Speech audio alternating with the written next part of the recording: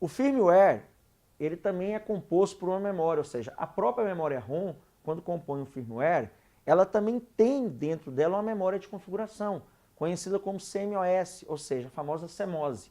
Olha lá, todas as informações manipuladas e alteradas no setup, como eu citei agorinha, são armazenadas única e exclusivamente na memória de configuração, ou seja, a CMOS do micro. Então, ou seja, quando eu falei que pelo setup você consegue alterar algumas instruções da BIOS, essas instruções que você altera da BIOS estão dentro do CMOS, ou seja, uma memória que você tem de configuração na ROM exatamente para armazenar esses dados. Querem ver um exemplo prático, como você vai lembrar da CMOS na sua prova? Pode observar que toda vez que você liga o computador, às vezes pode acontecer o quê? Você entrar no Windows, né? E o relógio do Windows sempre está errado, a hora e a data. Então, vou dar um exemplo. Para quem não sabe, a hora e a data do computador estão armazenados na memória ROM. É a memória ROM que gera o relógio, a hora e a data do sistema. E quando a CMOS vai guardar, ela justamente, por ser informações manipuladas, vão ficar na CMOS. E se você, porventura, perceber que a data e a hora está errada, porque a bateria do seu computador acabou. Porque você pode observar que todo computador na placa-mãe existe uma bateriazinha de lítio. Essa bateria tem uma vida útil, como qualquer outra bateria. E quando essa vida útil se esgota, a CMOS, por ter informações que são manipuláveis, essas informações sempre serão perdidas, sempre serão zeradas. Aí cabe você levar o seu computador a um técnico e ele fazer a reposição de uma nova bateria. Ok? Então temos aí um exemplo prático, né, do que a CMOS armazena, que tipo de informações que podem ser alteradas pelo setup que ficam armazenadas no CMOS. Bacana? Ok. Continuando com o firmware, nós temos também o POST. O que seria o POST? É o famoso programa de autoteste. Olha lá. Ele é o programa responsável pelo autoteste, que é executado toda vez em que ligamos o micro. Contagem de memória, por exemplo. Então, o que seria o POST, pessoal? Quando você liga o computador, é feito uma série de testes na máquina. Ou seja, aqueles componentes principais de um computador, todos são testados pelo POST. Eu posso citar o primeiro componente, o processador, ele é testado. A memória RAM, que nós iremos estudar, também é testada. O teclado do seu computador também é testado. Então, ou seja, o POST ele passa nesses componentes principais e testa. Se estiverem funcionando, ok, você vai dar início ao seu sistema, ou seja, o seu Windows irá aparecer na tela. Agora, caso o POST ache algum problema em sua máquina, você pode observar que sua máquina não vai dar entrada no sistema operacional. Querem ver um exemplo? Você pode ver que algumas máquinas, quando você liga, a contagem de memória que eu citei no slide vai aparecer. Aparece um número grande, uma contagem, e geralmente um OK. E geralmente o computador apita. Se porventura, ao invés desse OK, o computador não dá nada, você ligar, ficar a tela preta e ele ficar apitando, pipa, aquele apito direto, significa que o POST localizou um problema no seu computador. Esse problema possivelmente seria de memória. E por essa memória ser uma memória principal, que nós vamos citá-la, a memória RAM, o computador não irá funcionar. Então, ou seja, o POST seria um amigo, né, que o usuário tem para fazer esses testes aí, se a máquina está ou não está funcionando de acordo. Ok? Então, voltando ao nosso slide da memória ROM, já falei que a memória principal, guardem isso, né? Falei que já vem de fábrica com informações gravadas, ou seja, programação embarcada. E essa programação embarcada, pessoal, conhecida como firmware, que eu citei aí, a BIOS, o setup e o POST. E a CMOS, que é a memória onde armazena os dados manipuláveis. Ok? Então vamos continuar com algumas características dessa memória ROM. Outra característica que cai muito em computador é o fato dela ser uma memória fixa ou permanente. Fixa ou permanente recai na memória ser não volátil. Então, essa característica é uma das características que mais caem em provas de concurso.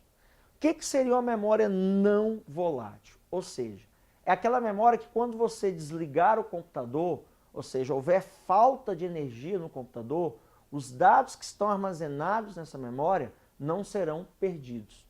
Esses dados é justamente os programas que tem na memória ROM que nós vimos anteriormente, que são os firmwares.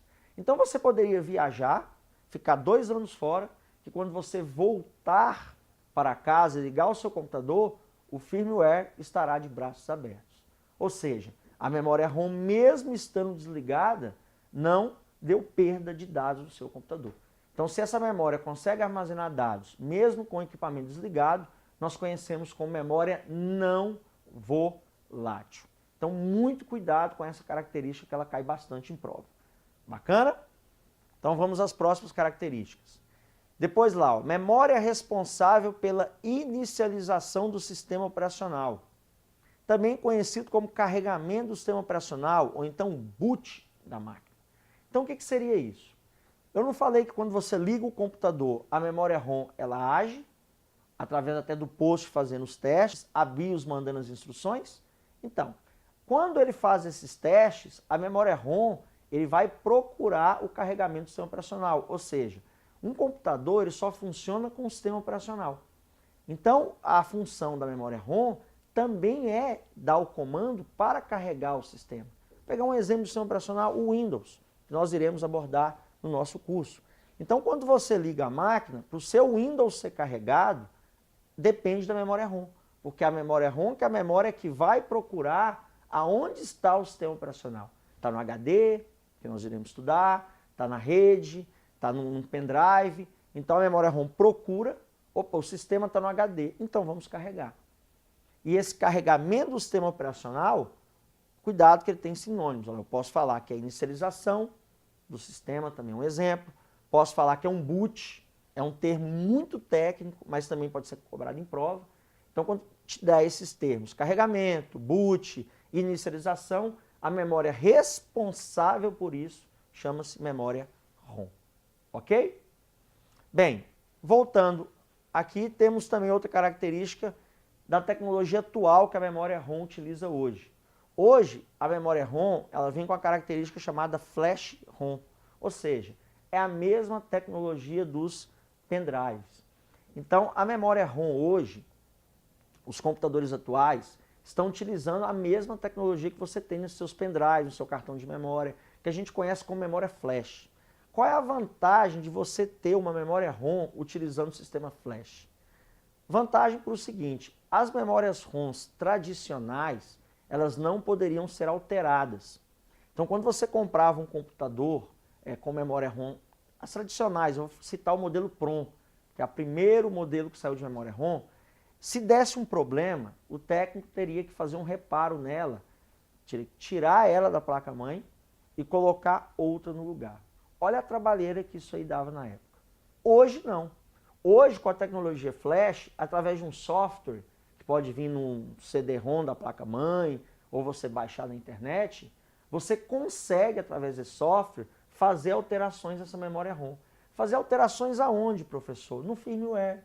Você poderia, por exemplo, fazer uma atualização de firmware, colocando uma versão mais nova, uma versão que veio com algumas melhorias, você pode fazer essa atualização.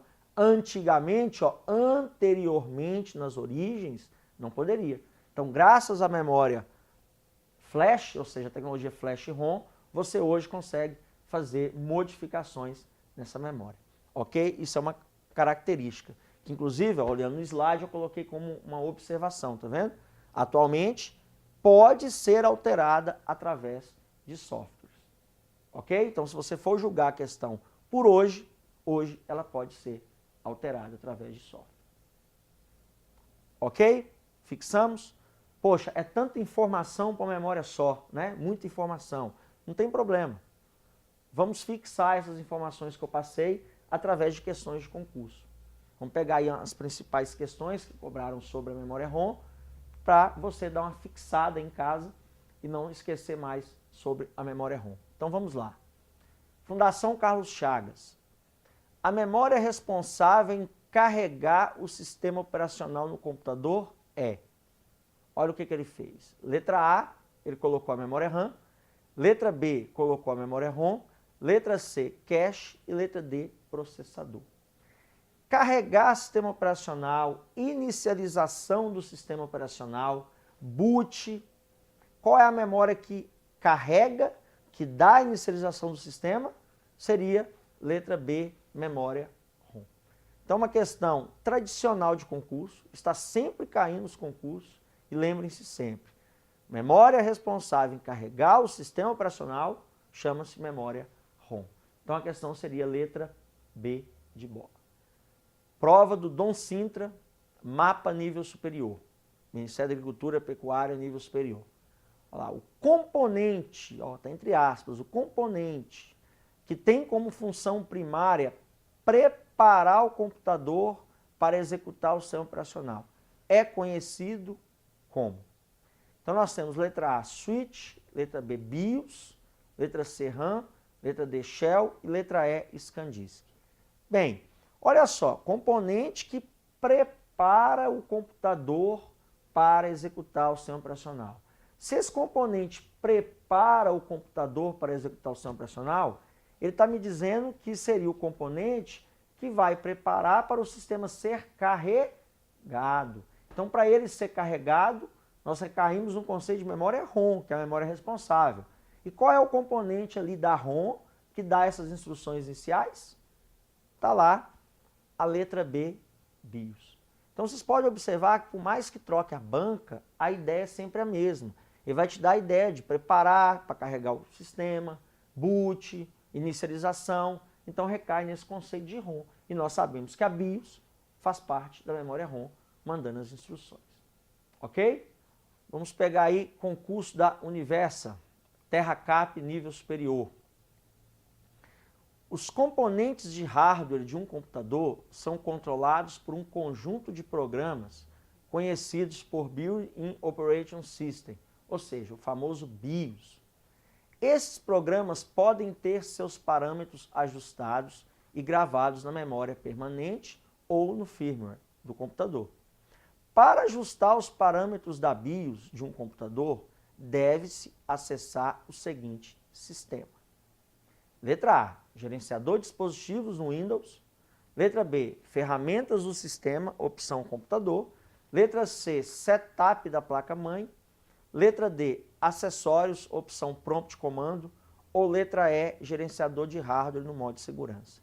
Bem, pessoal, ele citou no enunciado o termo BIOS. E ele falou que existem instruções na BIOS que podem ser ajustadas. E nós vimos que, anteriormente que o programa que faz os ajustes das instruções que você pode alterar na BIOS chama-se o quê? Setup da placa-mãe. Que é um programa que está contido na memória ROM. E a ROM automaticamente está contido na placa-mãe. Então, uma questão interessante, uma questão longa, mas uma questão bem feita.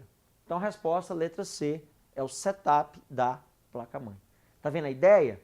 Caiu na prova o termo de ajustar as configurações da BIOS. Se você vai ajustar as configurações da BIOS, lembrem-se, é o setup. Ok? Vamos pegar agora uma sequência de questões do CESP. Né? Primeiro lá, os programas armazenados em memória ROM recebem o nome de firmware. Ou seja, ele afirmou isso como é de costume do CESP. Posso afirmar que os programas armazenados em memória ROM recebem o nome de firmware? Sim, nós vimos que eu posso afirmar isso aí. Né? Ele pode te cobrar na prova que o nome daquele conjunto de programas é conhecido como firmware. Quem são esse conjunto? Setup, POST e BIOS. Ok? Então, resposta correta. Vamos à segunda questão. ROM é uma memória volátil. Bem, o examinador foi direto ao assunto, né? Como de costume da banca aí, do CESP. Sempre faz isso, vai direto ao assunto. Questão seca, direta ao que ele queria cobrar. Eu posso falar que ROM é uma memória volátil? Não. Ela é não volátil, ou seja, desligar o computador, os programas que estão armazenados nessa memória não serão apagados. Então, é uma afirmação errada.